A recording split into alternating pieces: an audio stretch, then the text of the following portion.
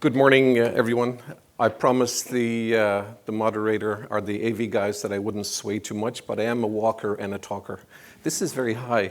So Deirdre, thank you so much for warming up the room with your great chat. I'm going to turn on my timer here to keep me honest. So that picture there is how I normally look, but when you forget your suit bag, this is how you look. So my apologies. I'm a tie boy. I have about 50 ties, not a toy boy, a tie boy. Anyway, so I looked at the agenda just like Deirdre, and I thought, okay, what can I share in the keynote that may be of interest, maybe new, maybe different, maybe something you have never heard of before. So what I'm going to do is I'm going to go across the rooftops to different areas that I think will be of interest, and it will definitely be something that you have not heard before. And if you have heard this before, please let me know. I'll also reference some of the great work that USDA is doing. I'll tell some funny anecdotes about the work I'm doing around the world. But the organizers told me to include something like this, disclosures. So I am a member of the Canadian Institute of Food Science and Technology.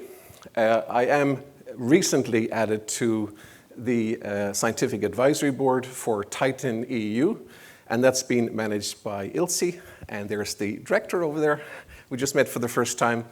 And also the DIASCA, which was just mentioned, and this is about 350 stakeholders doing some great work. Our work is to facilitate the implementation of those pieces of regulation and help industry build capacity to be able to do it.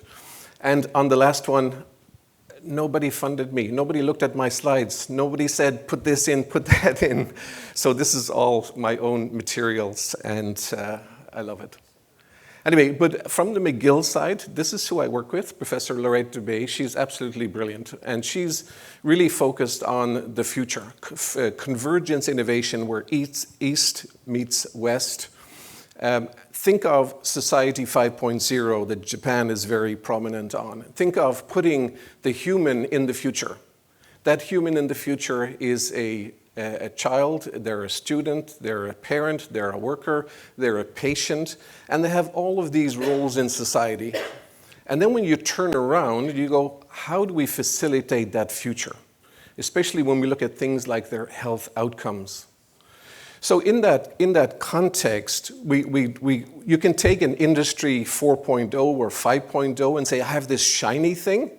What can I do with this shiny technology? Or you can take the human-centric approach. So at McGill, it's the human-centric approach, putting the human into the future. There's a number of programs we focus on, and this one is in Quebec, but it's going to expand to develop a national food portal in Canada, a national platform. And I'm currently monitoring what's going on around the world. They have one in New Zealand, they have one in Australia, they have one in the UK, and there's different initiatives around the world to develop that. Canada's also getting in on that. I would love to see the US doing that. By the way, Deirdre, I'm a new resident of the US, having moved in August to the Los Angeles area. So, but I'm still proudly flying the Canadian flag here. And for those of you who are good at accents, I was born in Ireland and matured in the Netherlands. So I do speak double Dutch, and it was great to speak Dutch this morning to one of our colleagues here. Anyway, one of the things I wanted to share with you is we do have, one of my key roles is co-chair of a Food Convergence Innovation webinar series. And every month we have at least one, and sometimes two of these webinars where we bring together the big brains, the people like you in the room today, and we wrap a panel around you. So we have some brilliant talks. In this one here from South Africa, Elise Corsten, we talked about the African food systems. We also had Brian King. Brian, you may know, Brian is actually my co-facilitator on the DIASCA project. Brian is brilliant, and he has initiatives all over the world in their organization. And then recently we had this one. We had just last week, we had two scientists from Switzerland. We had a Dutch scientist, we had a Canadian scientist, US scientist, talking about gamification and how can we improve nutritional outcomes and health outcomes for people. And of course, this gets into the use of mobile technologies and platforms and so on. So a lot of stuff. If anyone here wants to volunteer for a future one, let me know. We would love to hear from you, the big brains, and on topics that are very, very important. So, apologies to the people at the back if this is an eye chart, but I want you to focus on the right-hand side. It's your dinner. Well, for some people, that's a dinner. There's some fish, it looks like fish. There's things that look like eggs, but they're actually potatoes. And then there's some veggies. And then we have the supply chain. You can see the yellow one here from the potatoes. It comes from the farm, and it goes through the packing house, and then it gets into the distribution and retail chain, and we buy them. But we don't really understand what has happened on those farms. What were all the inputs going into that farm? Who touched it? Who touched the land? Who treated the land? Who harvested the potatoes? Who transported the potatoes to the packing house? When it got to the packing house, they were all commingled, washed, cleaned, graded, and put into bags. So how do you do traceability there? So what I get involved in over the last decades is helping these organizations figure out, where does traceability start? And how do you do that? In this context, if the packing house is buying from 10 different farmers, they may have batch control where they say, we're going to be very specific, and we got these 4 farms, but your potatoes are going to be in this batch, and then we can start doing the traceability that way. But if you look at the fish, the closer the fish gets to the consumer, and I'll say this again, the closer the fish gets to the consumer, food fraud increases. As the fish gets decomposed, it gets broken down, you don't see the full fish anymore, it gets into fillets, it gets battered. Opportunism is rife. So my good friend Alan Riley is the former CEO of the Food Safety Authority of Ireland. He did a project a few years ago for FAO and confirmed that globally fish fraud is about 20 to 30%. So it's one of the nasty areas. So there's really good research out there. In some specific research in Canada and the US, the area of sushi. Any of you like sushi? High risk, high risk. In some cases in Canada, 100% of the species was mislabeled. It was another fish. For those of you not familiar with food fraud, it's significant. We simply don't know the extent of it. There are some numbers going around that it's 6 to 10% of all commercially available food, but we simply don't know. However, one of my colleagues, Professor Lisa Jack in Portsmouth University, worked with the UK government and different agencies and professionals, and they came up with a number for the UK, and it's close to £2 billion annually. That's the first really tangible data that we're getting out, so it is significant. And of course, any food that's fake or mislabeled is by definition a food safety issue. We have to accept that. And of course, if food is unsafe, it's not food. It's not food anymore. But on this chart, let me run through this because here are the key challenges that we have. So is my milk diluted? Any of you who have been to India, Pakistan, you know that this is a big issue. On the fish side here, what fish is it? Is it trout? Is it salmon? In some languages, there's no distinction between trout and salmon. I think that's the case in Chinese, in Mandarin. But is it wild or farmed? As nutritionists, you probably give guidance that wild caught is probably better nutritionally and at least lower risk than something that's farmed, which has potential chemicals in it. You know, is my animal feed safe? Do you remember the melamine crisis? So I was working in 2018 at a laboratory in Ho Chi Minh City.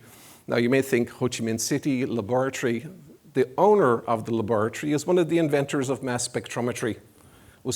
When he was time at HP and Stanford University, one of the most advanced laboratories. If you're buying honey that came from Vietnam, 100% guarantee that it's fine, it's okay. You're not going to get any fake honey. He does nearly all of the honey testing for exports out of Vietnam. It's just absolutely brilliant work. So on the top here with milk, I can't see this, put on my glasses here. Is the milk diluted or adulterated? Unfortunately, we still have to develop tests to see if there's plant-based DNA in milk and vice versa. Is there animal DNA in these plant-based milks, unfortunately? And it happens a lot. In India, they're finding all sorts of nasty chemicals, including household cleaners, in milk It's just gross what's happening over there. And in many other countries, the problem is slightly different, but watering down the milk was a problem. This was the issue with the melamine crisis as well. Anytime you have an industry that's immature, it's rife for fraud. In the case of China, the dairy industry was very immature, and the scientists, you guys, colluded with the largest companies to come up with a chemical that could defeat the government testing. Now, I talk a lot, and I'll reference it later, I talk about the cascading consequences of system failures. In that case, the regulatory authority, the regulatory system failed to detect it. Eventually they did when kids started to get sick. But the cascading consequences of that, outside of the health issues, was that it impacted products that were exported to 49 different countries. Can you imagine doing a recall for that? That's quite significant, right? And remember the peanut recall in the US, the problem with Peanut Corp of America. Luckily, the executives are in jail. And shout out to the US. They put them in jail. In Canada, they give them a slap on the hand and say, don't do that again. So we need to hold people accountable, not organizations. People make decisions. So, and I think that's very, very important for us moving forward. So this chart builds, is the food really organic? And I love what the USDA is doing. So I've been monitoring the USDA organic labeling and schemes, the credence claims that companies make. And the USDA provides a website. Because think about this. A consumer is not in a position to verify the data. Any credence claim means that they cannot verify it before, during, or after purchase. They don't know what organic is. They don't have the time, the money, the know-how to be able to do that. So when you put a label on, like USDA organic, you turn that into a search. And from a search perspective, they can go to the USDA website and verify that that company and that product is genuinely verified USDA organic. But the USDA goes a little bit further. They also provide a link and a spreadsheet with fake USDA organic. Because think about it, right? USDA organic, because it's associated with the government, its signaling strength for trust is very strong. So the signaling strength is strong and people trust it. But when you have something with a strong trust signal, the opportunism starts. So when I last checked a few months ago, there was 172 fake USDA organic products on the market. 3 years ago, it was 154. So you could say, we don't have enough data to say it's increasing, but the majority of those, or sorry, I should say, of the countries involved, the largest number was in the US itself. But I believe that was from memory, was in the low 30s. The second highest is in China. So market surveillance becomes critical. Now think of this. All through my talk today, I'll talk about information asymmetry. Think of what we're doing to consumers when we do put on these claims and we make it more difficult. And when companies are cheating and when they get caught, that gets into the press. So as this builds, is there heavy metal contamination? About 3-4 years ago, I was at a conference in the US where the FDA scientists said children under 3 years of age should not be eating rice or rice products because of the naturally occurring arsenic. Can you imagine the Chinese government, Thai government, Indian government, Vietnamese government advising the public not to consume rice? It's not going to happen. Now, I'm not saying that that's bad. In those cultures, I lived in Vietnam for 5 years. I'm advising on a Canadian government project in Vietnam. They have different ways of doing that in the culture. They wash the rice and they do other things. Plus, I think their gut bacteria is different than ours. So a lot of things building here. Is my honey adulterated? We know about Honeygate. I was advising the New Zealand government, and when I was physically there on the ground, Manuka honey was sequenced. When Manuka honey was sequenced with a Chinese university, it came out that about 80% of the Manuka from New Zealand would be classified as bush honey. So be careful what you wish for with sequencing, right? And the New Zealand industry said, well, that's going to cost us $400 million. We can't have that. So when you go too far with the science, it can expose something that's very important. In Australia, when a German laboratory, the other two laboratories that are really good at honey authenticity are in Germany, when one of them tested all of the honey on the market in Australia, all of it was deemed adulterated. But sensing a PR, this is my interpretation, sensing a PR issue, The Australian government jumped in and said, nothing to see here. Based on the tests that we have authorized for authenticity, all of those pass. So when your technology is too advanced, you may pick up something that the regulatory authority is not yet ready for, or industry is not yet ready for. And that's part of the concern we have across nutrition, food safety, food fraud, food authenticity, and so on. Our technology is advancing much faster. And of course, the regulation still needs to keep up, especially as it relates to putting the bad guys in jail. And we're still not putting them in jail for food fraud. We're putting them in jail for tax evasion and wire fraud, or all these other things. But anyway, there's a lot of things here. What allergens are present in my product? I'm just shocked every time I read about peanuts found in products or milk found in products. It just shouldn't be happening. It just shouldn't be happening in this day and age, and it happens all too often. Is this rice and flour from Vietnam? I love telling this story because I met with this distributor in Vietnam, and she said, John, that was a great presentation on transparency and trust. I want to use blockchain. And I said, for what? And she said, I want to use blockchain because then my customers overseas will trust me because I have blockchain. And I said, what do you want to do? She goes, I want to stop all this testing that I have to do at the farm level. And I said, no, that's not what it's for. So what was happening in Vietnam were traders were buying cheap vegetables from China, putting them on a blockchain in Vietnam, and selling them saying, we're from Vietnam. And therein lies the first problem. The blockchain folks, they love seeing me coming, but they love seeing me going as well. Because they confuse data provenance with scientific provenance. Data provenance is when the data entered the system, but the scientific provenance proves that that product came out of this physical piece of ground in that geography. And that's where the music starts to play when you're looking at authenticity. And so as I build this slide here, what we really want to know is the food safe to eat? And that's the most critical part. Having it safe is absolutely critical. So here, what I'm pointing out, we have a major information asymmetry issue. We're not yet able to translate the good work that farmers are doing, the ones that are genuinely doing organic stuff. We're not able to translate that into value throughout the value chain and into the consumer.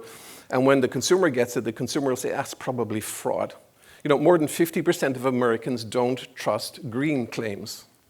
Last week, the EU came out with new legislation that's going to ban a lot of these terms, eco-friendly, and so on. And they're going to regulate the schemes that are behind those, and I think that's a good thing. Part of the issue here is that you have the scheme holder, then you have the certification bodies. But these certification bodies are the ones that have a vested interest because they're getting paid by the organizations that they audit. But they have a dual role as a moral agent to make sure that they're doing the work properly. And in the US, there's a famous case of a gentleman who had over $100 million of products, grains traded as organic. And he was a standout person in his community.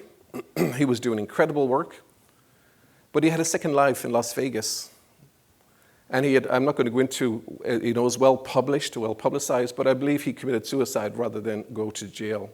But at least he was held to account. He held himself to account for over $100 million fraud. The bizarre thing that I find here is the auditing agency said, oh, he cheated us too. He fooled us. I don't think that's possible if they're doing their due diligence properly, but I'm very critical on that.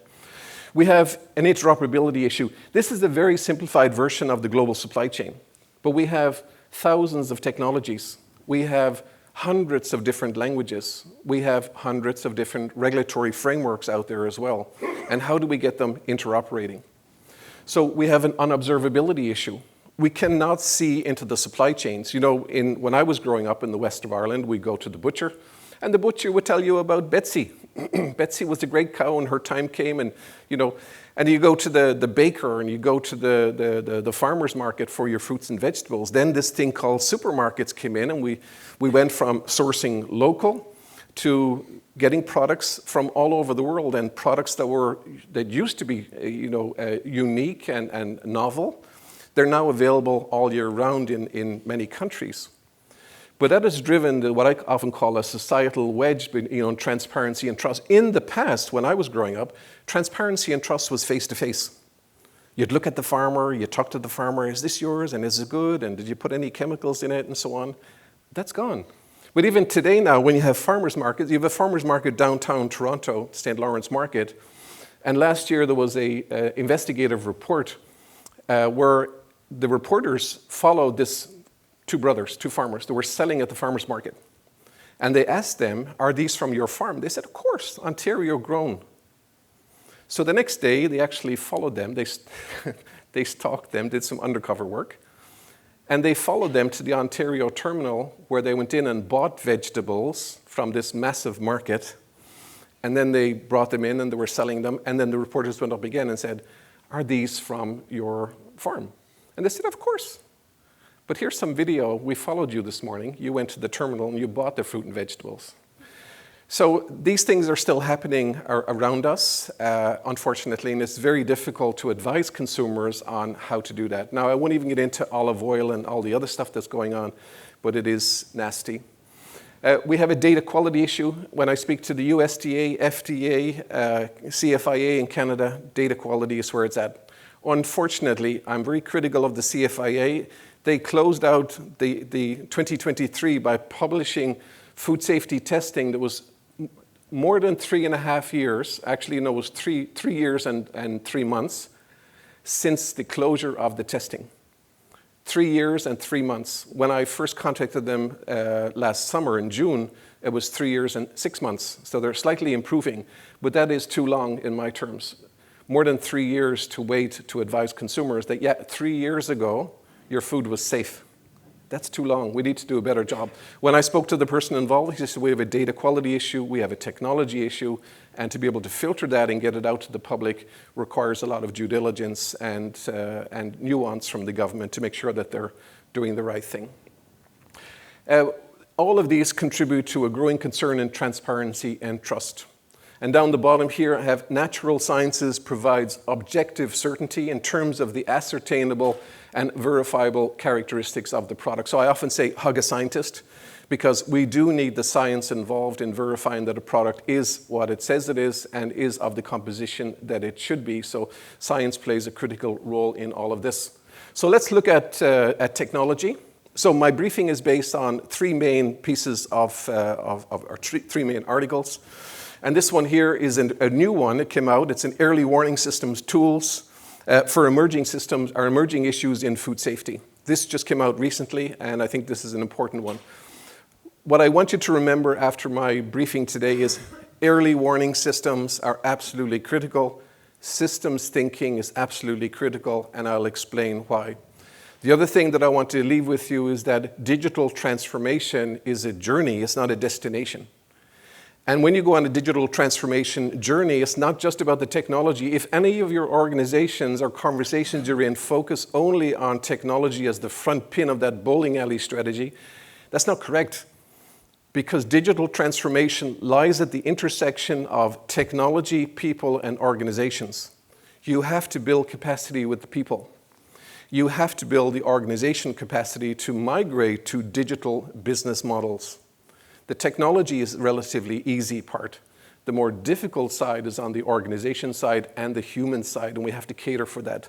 So that's just one of the gotchas. I want you to hopefully remember that. You can remember it by TOP, the mnemonic TOP, top. Technology, organizations, and people. And that's from a book from two of my friends, Professor Quiroz and Professor Samuel Fossa-Wamba on digital transformation. The second one is a really great book. It gives good guidance to organizations, governments, and also industry on how to design these food systems for better resilience. You're not going to be able to give nutritional guidance if you don't know where the product is coming from and you don't know where it was grown and the nutritional profile of those products. It's very, very important. And the third one is, I think it might be interesting to know that during COVID, a lot of things were happening in supply chains, but the blockages were not where many people think they are. The actual blockages were at the borders, not due to other reasons. So let's look at this. So building an agri-food food systems resilience begins by identifying the systems its characteristics, the components and actors. What this really means is that you have to do detailed mapping of the supply chain. Think of it as a system, right? But it's not only this supply chain here, it's not just the four of you. How do you connect with this ecosystem over here, which may be your electricity, it may be your water supply, it may be your upstream suppliers, it may be your downstream partners. And think of it that way, all of the tables here are like interconnected ecosystems that operate, and I'll show a slide later on how that fits together in the bigger picture. This is absolutely essential. Now, they give simple block models here on how to look at the supply chain. One of the things I want to draw your attention to here is the services component. When we think of supply chains, we think of products, right? We think of products. We often forget about the services that are required to bring those products to the market. Now, down the bottom here, they look at input services, they look at equipment, fertilizers, fuel, and so on. But let me tell you a story. When I was advising at APEC, it's Asia Pacific Economic Collaboration, on supply chain transformation, there was another team in 2015 looking at the services. And I think I could be corrected on this, but I believe the initiative was created by the Chinese government and other governments saying that, look, we need to do more services in our area. At the time, the Chinese were getting $6 every time they manufactured an iPhone. They wanted to go up the services chain and do more brain work instead of brawn. So APEC decided to look at, well, what's happening in our services supply chains worldwide? And there was many projects, and this has all been put into a book, and it's available to read. But one of the examples I want to share with you are how important it is to understand the services in the supply chain or the value chain is bringing wine to market. Now, I'm going to ask this question. How many services do you think are needed to bring a bottle of wine to the market? There's no wrong answers, by the way. There's no wrong answers. Any guesses? How many services are involved in bringing one product to the market? Wild guess, wild guess. 10? 100? Actually, you're close. There was 70 different services involved in bringing wine to market. 20 of those were done internally, 21 were semi-outsourced, and 29 were fully outsourced. Now think about this, especially the 29 fully outsourced. These are the people that will come in and prepare the soil. They'll do some R&D or innovation. They may be working on the grains or the seeds or the saplings. But they're also the firms that are coming in to treat the soil, treat the plants, or treat the vines in this case. Then to do the harvesting, the packing and processing, and so on. So there's a significant amount of services. But then when we bring that product to the market and there's something wrong with it, all we think of is, yeah, get the product from the market. Okay, that's fine to protect the consumers. But when we're doing the recall, it should not only be on the physical product, it should also be on the services. What companies were involved in input services? Are they legitimate? Are they registered? Are they certified? Are their staff competent? The materials they use for fertilizer, pesticides, and so on, are they legal? Were they applied in the right amount? So all of these things we need to take into consideration. And this is where the blockchain guys like me, because I say, if you have a blockchain, visualize it like a bicycle wheel. Whereas today we visualize supply chains as linear, but if you do use a blockchain, that linear or that circular model, like a bicycle wheel, all of the spokes can relate to a value add that happened on that product. And then you'll be able to rapidly recall who touched the product, when, where, and why. And you link, of course, the laboratory testing and so on into that as well. So that's where the blockchain guys like me, but the implementation is a different issue. So that's one example of services. I want to leave that with you as a key message. They also go into why are you building resilience, for what, to what, and so on. I won't go into the details on this, but it's just good guidance that's actually out there for organizations to look at. This one is another example of modeling. This modeling was done in Pakistan and also in Nigeria, where you can actually use technology to model the risks, and this was the floodplains. So if these floods happen, these are the areas that are going to be impacted by that. Hence, the crop coming out of those areas will be significantly impacted. And I know the USDA and FDA are also looking at floodplains in the US. also around, I think the tri-state you call it, around New York, south of New York, where they're looking at floodplains, they're looking at animals that fly over, migratory patterns, they look at bird poop, animal encroachment, look at potential contaminations in soil and water. So a lot of really good things that can be done are being done today with technology. This one is interesting. The small sample size, 228 respondents, but across 58 countries and 17 sectors. And they looked at, okay, so if we need to be doing all of these things, who's actually doing what? And in this case, the supply chain resilience has been boosted through learnings made during COVID. Great, we know that. But as you build this model, reporting levels have increased, but still it's a low priority within organizations, which is unfortunate. Top management commitment has increased, but it's still a medium, it's not a high priority, which is unfortunate. Disruption levels are significantly lower than they were 3 years ago, but still twice as high as before the pandemic. A significant subset of participants do not check and validate the business continuity arrangements in their supply chain. They're not going up the supply chain. Not many organizations actually go up to tier 1. If we look at tier 1, 2, 3, and 4, they're not going up to the actual source of the product to look at contingency plans that are in there.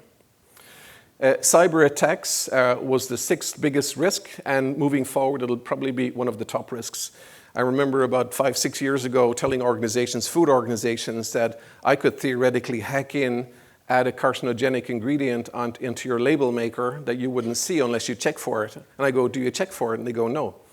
And then I often said to CEOs, what's the largest market that you ship products to? And in one case, the CEO said to me, the UK. I said, do you know that 10% of your products that you ship to the UK are counterfeited? And he said, how do you know that? And I said, how do you know they're not?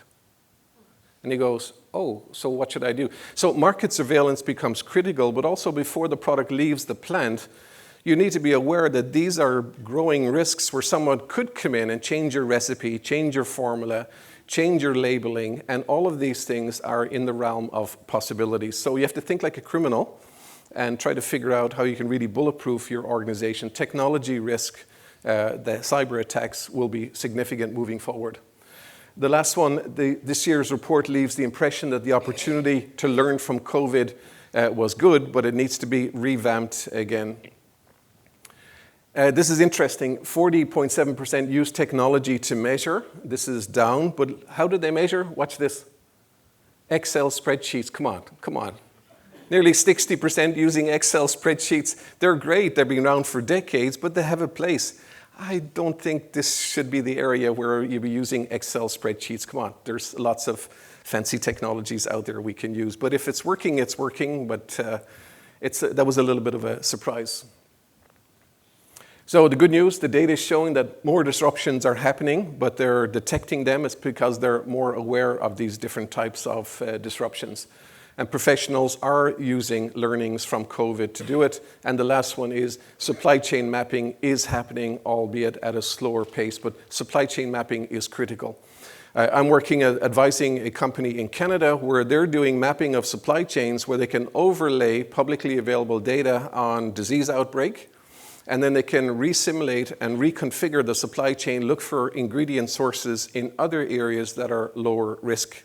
They can also map employees for a particular factory or plant into the system to look at where the employees are at high risk of a potential outbreak. So there's a lot of stuff that can be done with technology to be able to protect the supply chain and build more resilience in.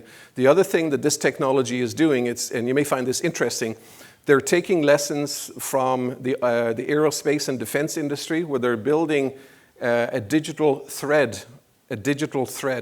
So think of it this way, every aircraft that's built needs to have the as-built bill of materials. If the aircraft is 20 years old and the FAA go in, they go, we want to know what was the bill of materials on the 1st of June 2011. They have to get that instantly. Today, that's a challenge.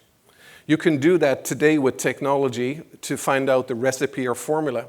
During COVID, regulators used flexibility that said, if you cannot get this ingredient or you have an alternative or you want to leave it out, you can do it without introducing an allergen or without any risk to the consumers. You don't have to change the labeling. That was smart. But take it now that that product maybe have a longer shelf life and is still on the market, and after COVID now it could come up, is that product fake? It faked it didn't pass a test. By using these types of systems, you can go back and say, what happened? What was the active bill of materials or the formula or recipe and ingredients when that product was actually manufactured? So the technology is there to do that today. This one is an eye chart. This is John Ulawembu. John is a collaborator with us at McGill, and he shared this paper with me last week. They looked at nutritional profiles across 12 countries in Africa. Now, as the chart builds here, there's 12 countries. They look at, this is the sample size, so the sample sizes were quite big per country. Coming out of that, they looked at calcium consumption across the different countries. They looked at iron consumption, and then you pull it all together in a chart like this. Green is good, red is bad. But then start to get, and by the way, I'm okay with spreadsheets for this. Excel is okay for this one. It's fine. But when you start to digitize it and map it like this, then you can feed this into trade discussions. And now in Africa, they want to triple intra-African trade, but it's nutrition trade. Yes, that is now an actual conversation. Trade in nutrition. This is brilliant to be able to get the nutrition from one country into the other. Of course, they're looking at affordability, price elasticity, and so on. And they look at the drivers of the food systems, right? How can we improve the diets of the people in these communities? And then, of course, what are the drivers for exports? What are the things that lead up to good exports? And what are the benefits of that for imports and also improving the dietary profiles? The project we have with McGill is in Nigeria and Ghana. It's also looking at the exports. I think about, don't quote me on this one, but it could be more than 80% of products that were shipped in one case last year from Nigeria to the EU were rejected for food safety concerns. So the regulatory framework is in place, but the capacity needs to be built to get a higher quality product out to the market. This one is critical across everything, whether it's nutrition based on health outcomes, food safety, food fraud, across the 5 pillars of the food system. Just as a reminder, food quality, food safety, food fraud, food defense, and food security.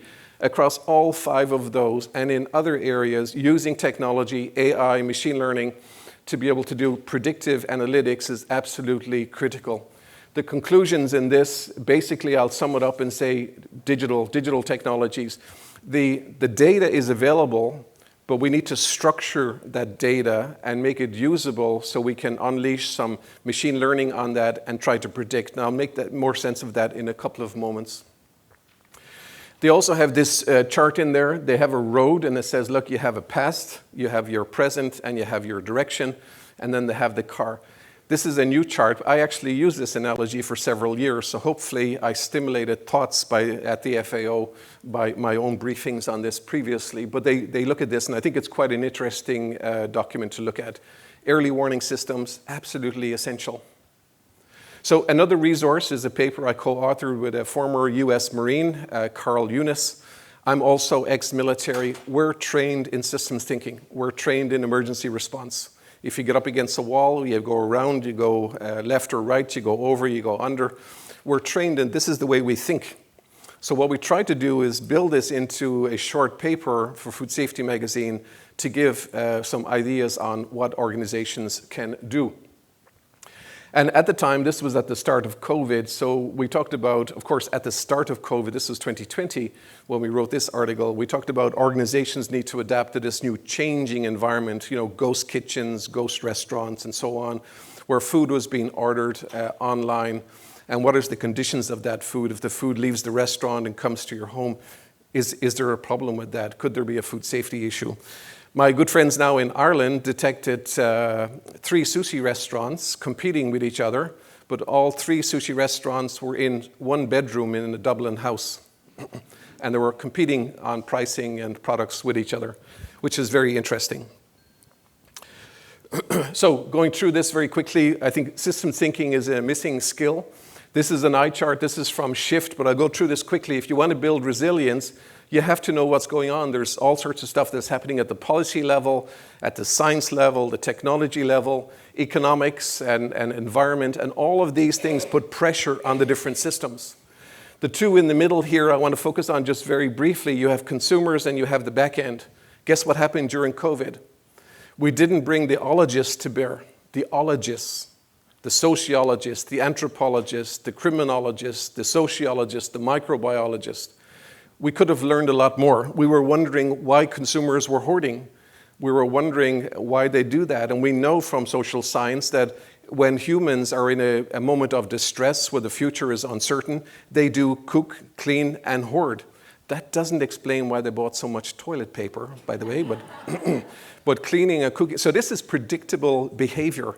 We see it on TV all the time when there's a storm coming to the US. People board up their windows, but they go out and they buy a lot of food in supermarkets. And typically the Canadian TV shows people scrambling for food and empty shelves and so on. So this is a big issue. And on the back end here with the farms, when the pork processing plants were closed down or the pig processing plants were closed down due to COVID, the farmers had to feed the pigs for an extra 2 weeks. Guess what happened? The pigs were too big to fit into the pens in the slaughterhouses. So the pigs ended up having to be slaughtered. So this is what we mean about the cascading consequences of system failures and thinking like that. It's really, really big. So very quickly, I'll go through this one. This is from ANZOF. So how can we detect these weak signals? If you look at system performance, this is a normal operation where you're in risk management. Then something happens, then you're into recovery. And then you get into, well, how can we correct that? What I suggest you do, or what I'm suggesting organizations do, is use technology as a sort of a tripwire, as much as possible, to detect that weak signal. When you detect that weak signal, you have to get a circuit breaker in place, a course correction, before the problem occurs. And let me show you why that's important. Because that's from MacDonald and Corsi, by the way. If you look at this example here, you know when it's too late. So natural disaster, there was a snowstorm. Did they have a plan? Yes. Did they use it? No. Did they rehearse it? Yes. It was discovered the same day, but it took weeks to recover. And an unknown cost. They wouldn't admit to the cost. But down here, internal failure, it was a product quality issue. They had a plan, they used it partially, they didn't test it. It took weeks to detect, months to recover, and it cost over $100 million. So I know this is difficult to detect weak signals, but we have to strive for that. We have to try to detect these problems before they occur. In healthcare outcomes, we can predict things that will have an impact or put pressure on the nutrient profile of products. When I lived in the Netherlands 25 years ago, the government was collating data from doctors' offices and making recommendations on fortification to food companies. That was over 25 years ago, to fortify the foods based on the ailments coming out. They were also recommending to companies to take out some ingredients from products because they were killing some of the seafood and shellfish. So all of this is very important work. Summary, final thoughts. For those of you who are not technology savvy, you're driving a car. You use a GPS. The GPS is looking forward. Think of AI, machine learning. It's pulling in data from multiple sources, and it's telling you that something is wrong up ahead. There is a traffic accident. Think about that in nutrition. Think about it in food safety. Think about it in supply chain. What's happening out there that can detect this signal of something going wrong? The GPS gives you a course correction, a circuit breaker. It says, get off the highway here. So you do that. Internally in the vehicle, you have all of these sensors, like your IoT devices, whether they're on farms or in the supply chain. It's giving you real-time data, your speedometer, your engine temperature, and so on. So that's like IoT in your supply chain. And on the right-hand side, this is where the blockchain guys don't like to hear me, because blockchain is like looking in the rear view mirror. Blockchain is not about deciding your direction of travel. Blockchain is a ledger of transactions, but a vital one. Because here, I've selected a picture with a potential obstacle in there, a potential risk, right? So if you unleash your machine learning onto your ledger, you'll be able to extract valuable data from that and be able to make predictions moving forward.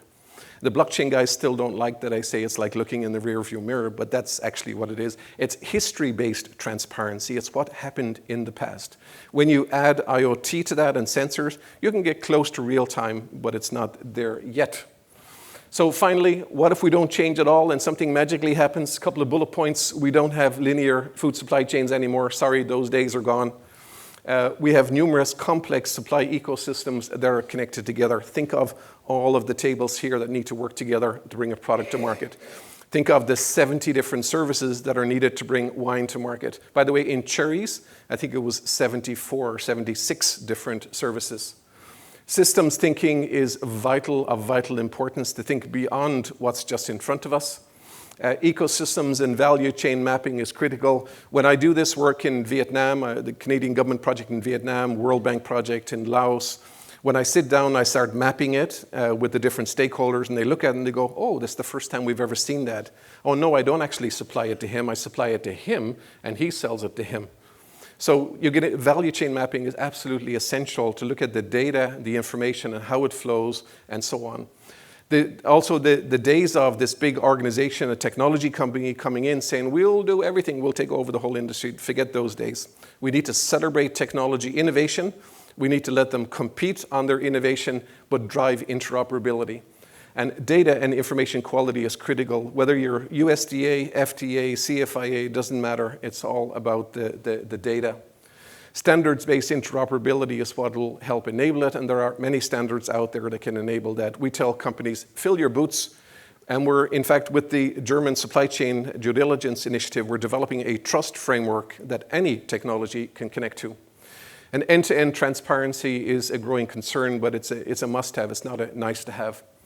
Digital transformation, as I mentioned, is not an endpoint. It's a journey that you need to go on. Think of the mnemonic top technology. What was the second one? O? Come on. Organizations. And P? People. Technology, organizations, and people. Organizational transformation to digital business models, capacity building for humans, not just the shiny technology. And finally, early warning systems apply to all major systems that are out there. So thank you very much. If you need to connect with me, there's my email. I will be here until about lunchtime, and have a great rest of the conference.